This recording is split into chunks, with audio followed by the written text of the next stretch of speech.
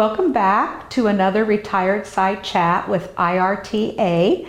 It's December, extremely cold outside, so hopefully you're staying warm inside your homes, warm and cozy. But we wanted, Steve Beebe, our IRTA lobbyist, is joining me today, and the two of us were hoping that we could give you a little background information on what we're still doing right now for you, for your pensions, even though the session hasn't started in 2025 yet. This is an ongoing process. It doesn't end when the session stops, and it doesn't start when the session starts. It kind of flows throughout the year that we're having to work on different issues, networking with legislators, welcoming new legislators, which we will be doing in January along with the new governor, and just making sure that IRTA stays in the minds of those that make these very crucial decisions on pension enhancements for the Indiana retired educators. So Steve, here we are in December. This won't be shown till January 17th. Okay. I think we will go ahead and put it on the website. Not sure how many of you will see it, but we're going to have it on the website. But what would you say to our members, the reason that we want to give them a little update now of what's happening?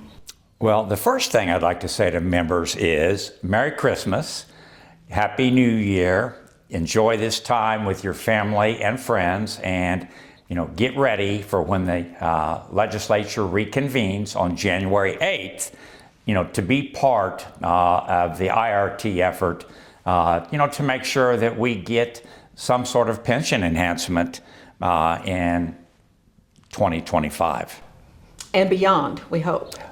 We hope. We can always hope. We know that there is a long-term framework in place that hopefully will provide that long-term, every single year enhancement without us having to go back and lobby as hard as we do, every year. And I think that's what's confused members. There is still that plan out there. But as we mentioned during our fall workshops, there's no implementation date. That's correct. For that plan. And we can't just sit back and wait on that. Plus, there's no guarantee while that plan is still on the table being discussed, there's no guarantee of an enhancement of any kind.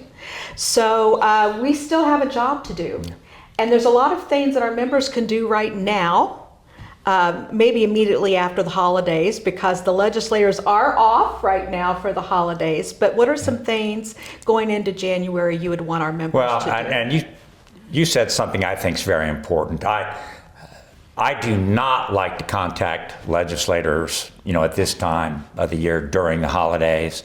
They have families. They should have a chance, to enjoy the holidays as well, because it does get hectic, when they get back.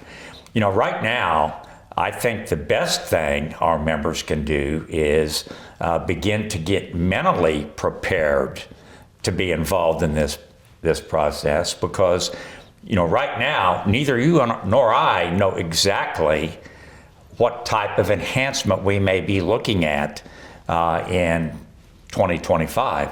There's no bill yet, and I know from talking to friends in the House of Representatives that there's consideration for a 13th check, but there's also consideration for a bill that would bridge the gap between where we are today and when that framework for the automatic enhancement, would kick in. That would, I'm calling it a hybrid, because it would provide a partial 13th check and would also put money into the base that would remain in your base monthly pay. And that is just a plan that's being discussed in the House to bridge that gap from where we are today until we get to the automatic enhancement. And as you and I said here today, there's nothing guaranteed. We're guaranteed to receive nothing this session, and we're going to have to work hard to achieve that, and we're going to need the help of our members. As I sit here in December, my first thought is it would not hurt if you are a member with a new legislator taking office in January to reach out, congratulate them, and let them know that you're available if they have any questions about the concerns of retired Indiana educators, but just kind of wishing them good luck in their new positions. Another thing that I could think about is, reaching out and letting them know that you realize they have a very big job ahead of them in 2025. We know that it's not going to be a good year as far as budget because we've been told that. And when you actually see this aired in January, and I'm looking at you right now, what I would say to our January viewers are, by now in January, hopefully these bills that we don't know yet what they're going to be will be introduced. And something that's going to happen throughout January and on until the session ends is you're going to receive email blast, and there's going to be news put on the website. And I'm very excited that our Director of Communication, Josie Savada, will actually be going to the State House with Steve and I in this next session, and hopefully capturing more in pictures and dialogue what's happening.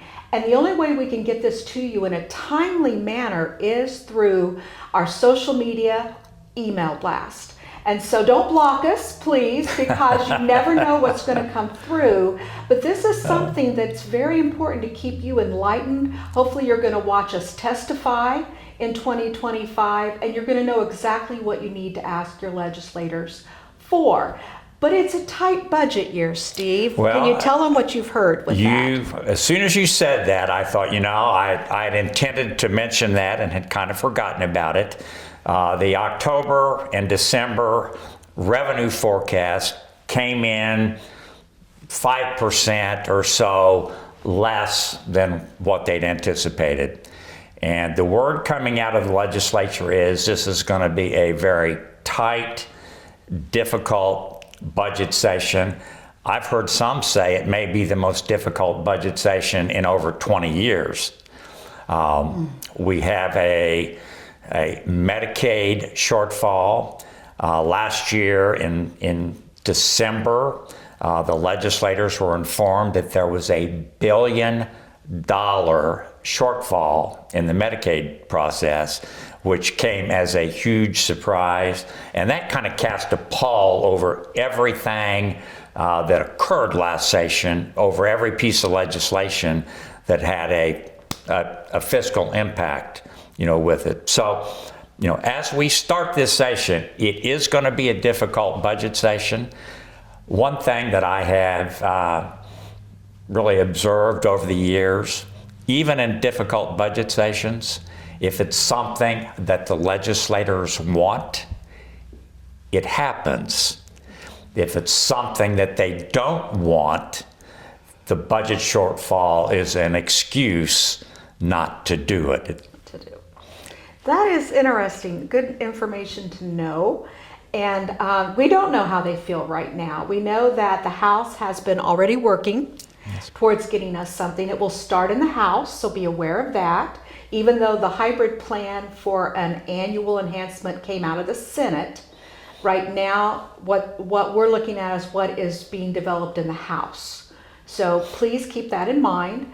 I know that there's a lot of members. I'm not going to get political with you today, but I know there's a lot of members that are concerned with the fact that whether we are going to be led by a democratic process, Republicans, more involved with Republicans. There's just a lot of things going on in the minds of our members with this latest election. But I want you to know that despite those that were elected into office, both at the federal and state level, IRTA's mission has never stopped, it's never changed.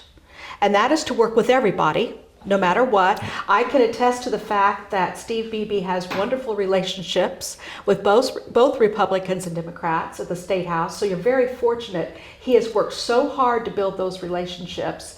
And all I can say to you is please keep your eye out on the news of IRTA in the coming session, because we're going to be guiding you and leading you in which direction we need to go in to get the best enhancement we can for your pension. You know, the leadership of the legislature in Indiana is going to be basically the same that we have dealt with for the past several years. The committee chairs are going to be the same. So in our world, at our state house, it's going to feel the same to you or me that it has for several years. True. Now, things may feel completely different in Washington, and I'm glad I'm not there. We'll focus on our job focus on and let Indiana. others worry about what's going on in Washington, D.C. But you've alluded to this. This is a long session. Mm-hmm. Starts January 8th. By law, it has to finish April 29th. And a lot can happen, and a lot will happen, between the beginning and the end. Very few bills will not change from the time they're introduced to the time, that they pass. They have to go through a committee process, a committee hearing, where there's an opportunity for amendments. Then there's a second reading in front of the full body, an opportunity for amendments. Then when a bill passes one house, it goes to the second house. It goes through a committee again, where there's opportunity for amendments, second reading, opportunity for amendments. And sometimes those amendments are just minor tweaks that make the bill better or a technical change.